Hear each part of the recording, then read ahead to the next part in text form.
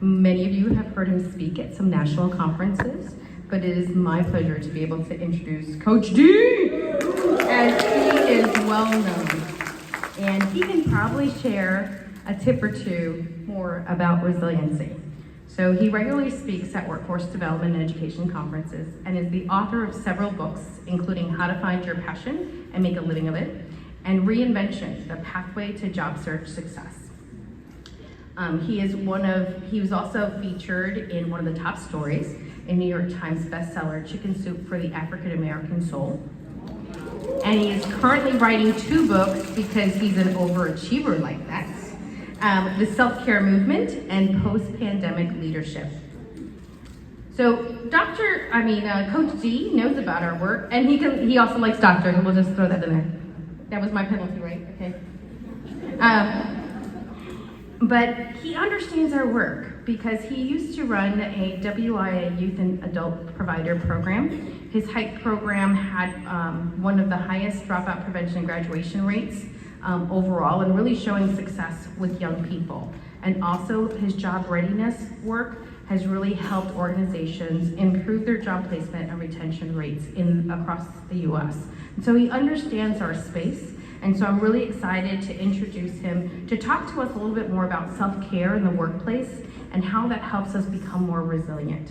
And really focusing on the mindset of self-care that leads to establishing personal systems to enhance our own resiliency. So, without further ado, please help me welcome Coach D.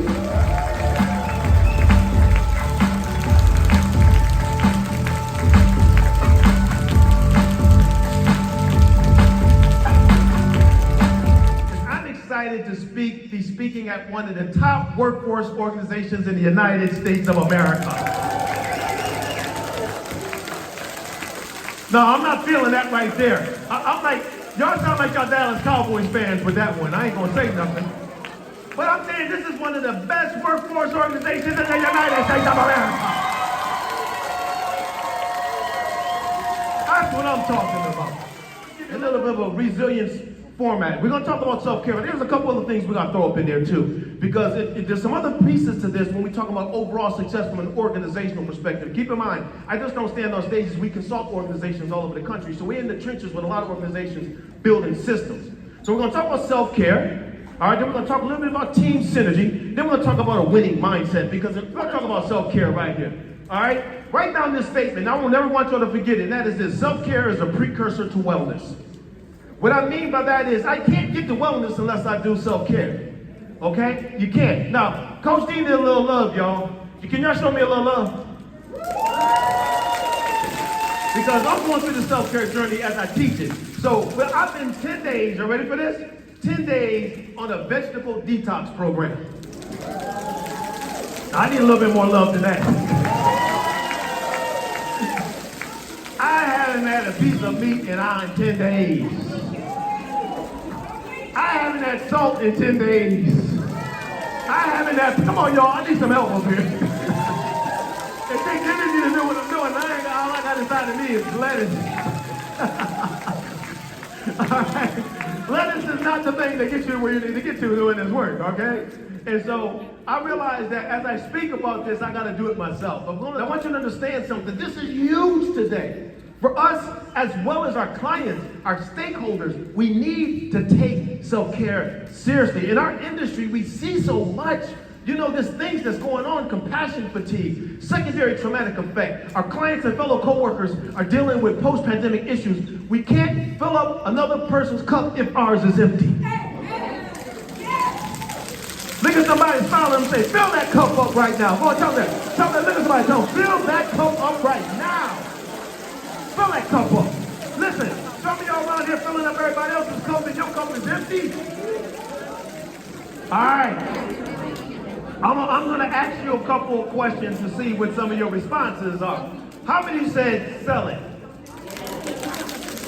All of y'all got to go. You get on out of here. Yeah, you're going to sell. You're going to get something like that, just sell it. Come on. How many said, park in my driveway and protect it or something like that? Look at y'all won't even enjoy the thing. Look at y'all.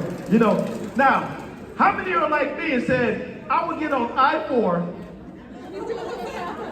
Floor that puppy. Ain't go as fast as I can. Where are y'all?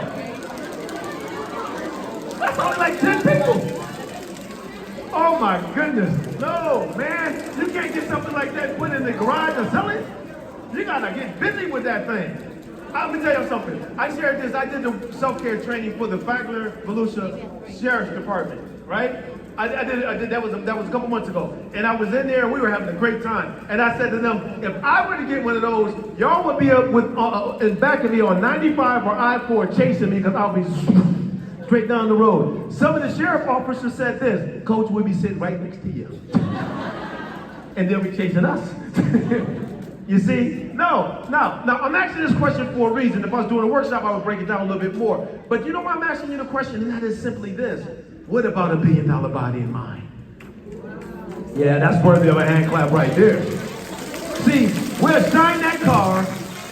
We would never take it to a 7-Eleven and put gas in it. Oh, Wawa, and put gas. Well, Wawa's not too bad. I like Wawa gas. All right, but you're not going to take that Lamborghini there. But see, what about $1 billion body? See, self-care is important. I mean, you know, I'm trying to say, if you're not walk the block, walk a block. Then 2 blocks. Then 3 blocks. All right, climb some stairs. Come on, give me a hand clap. Y'all know what I'm talking about. There ain't gonna be no big old blown up program. Do something. Everybody say do something. See, that's what I'm the coach. Somebody get you. Do something. Because this is all about self-care. All about self-care. See, that's me.